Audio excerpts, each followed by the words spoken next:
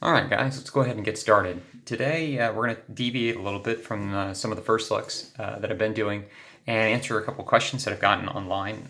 Some people have asked me about my word processing devices here, this Freewrite device, and specifically, of course, what I do with it. I also am a writer. You probably have seen the Shameless plugs I've stuck in the corner of different videos for my Kindle Vella series called The Last Sunrise, as well as on occasion maybe in some of the books I've written, the Tales of Weird Florida series, among others. So I do a lot of writing. In fact, during the pandemic, I wrote 1 million words. And I can tell you that while it was pretty darn difficult, it's made a lot easier by word processing and distraction-free devices. I think the big thing that they do, especially for somebody like me, is they remove the inner editor, the inner desire to adjust, to tweak, to go back and change something. So let me take a second to explain what I mean by that. This is a Freewrite Traveler. Astrohaus is a company here in the U.S. that makes these word processing devices. What makes them really exciting, makes them a lot different than the word processors I've used in the past, is they are an e-ink screen.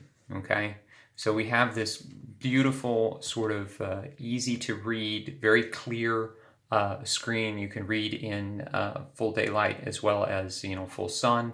It's also very low on the battery consumption, which means I can use this device for an extended period of time. I think the nice thing about a device like this is that, like I said, it removes your desire, your ability even to go and look something up, right? Let's say I'm in the middle of writing a scene about I don't know, a sword fight, and I want to make sure I know the length of the specific sword or something like that, which is nothing that I would normally do, but let's just say I'm a kind of an individual and I want to check that. There is no way to do that with a device like this.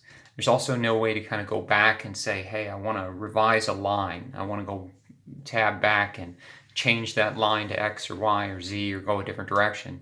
And while that sounds like it'd be really frustrating, it's actually quite the contrary. It's really very liberating.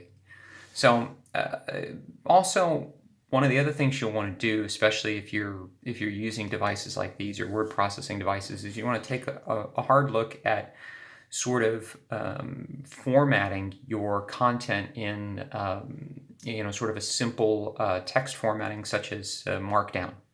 So let me just give you an example of what I mean by that. So when I write either for The Last Sunrise or Tales of Weird Florida or any of those sorts of things, I like to describe my chapters. So I'll often start with a header. We'll use the pound symbol or the hash. When good things go bad. And then end it with a hash. Now that is going to signal that this is a chapter heading. And it's great for me when I input this data into the Freewrite web system, where each time as I write the documents, they're synced to the cloud, which syncs them into Dropbox or Google Drive. It also is going to help me when I translate that document either into something like Word, Scrivener, or Ulysses, all different writing applications that I use and that hold the million plus words I've written. So the next thing I want to do is, as I'm writing, anytime I want to italicize something, I'm going to either put underscores in front of it and behind it, or asterisks. So let's say we start with some interior dialogues. I wasn't quite sure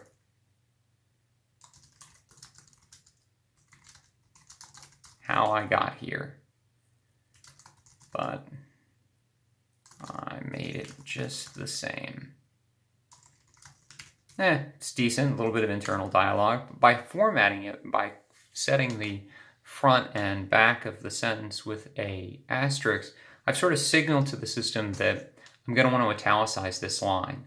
And whether you've got an application that immediately reads Markdown and converts it over like a Ulysses, or if you're using the postbox system that's available through Astrohaus to convert the document to Word, it's going to automatically do that for you. I think These are the simple little steps that you can take that help you use a device like this and get the most out of it. To sort of always be writing forward, moving toward whatever the next line is, the next phrase, the next statement.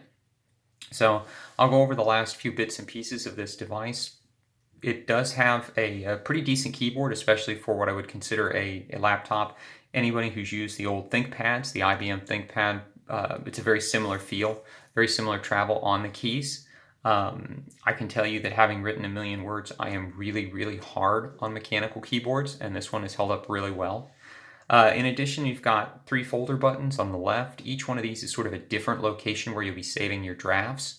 Folders A, B, and C. It's really that simple. There's a web backend that says, okay, you can decide things that I put in folder A get synced to Google Drive, things that I put in folder B get synced to Dropbox, things that I put in folder C get synced to Evernote. You've got different options. You can configure that any way you want.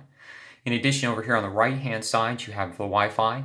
Of course, once you set up Wi-Fi, the device itself will synchronize with Wi-Fi and save these documents as you go along in both their postbox system as well as in the whatever cloud provider you've set up to store the final documents in.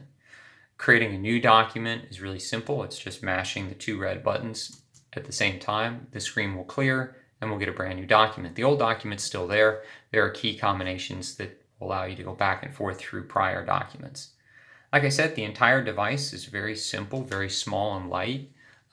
They do sell a case for it. I did not have that case. I actually just grabbed a very inexpensive neoprene case off of Amazon. You'll find cases like this for carrying sort of Bluetooth keyboards are almost always the exact right fit. And, it works. It's a simple neoprene case with a tiny little zipper for God knows what. Maybe for more stickers for my Kindle Vella series. You'll find the link to below. Perhaps you'll want to read that. Anyway, the bottom line, if you write like me, if you like to write quickly, write a lot of content, a lot of material, it's really worth considering things like word processors. You're removing the distractions, giving you an ability to sort of format in such a way that it makes sense and it's clear and easy and that you can translate into other tools readily. You're going to find that your overall production increases, the quality of your work increases, and the frequency you're able to put in more words will increase. So I encourage you to check it out, and good luck and happy writing.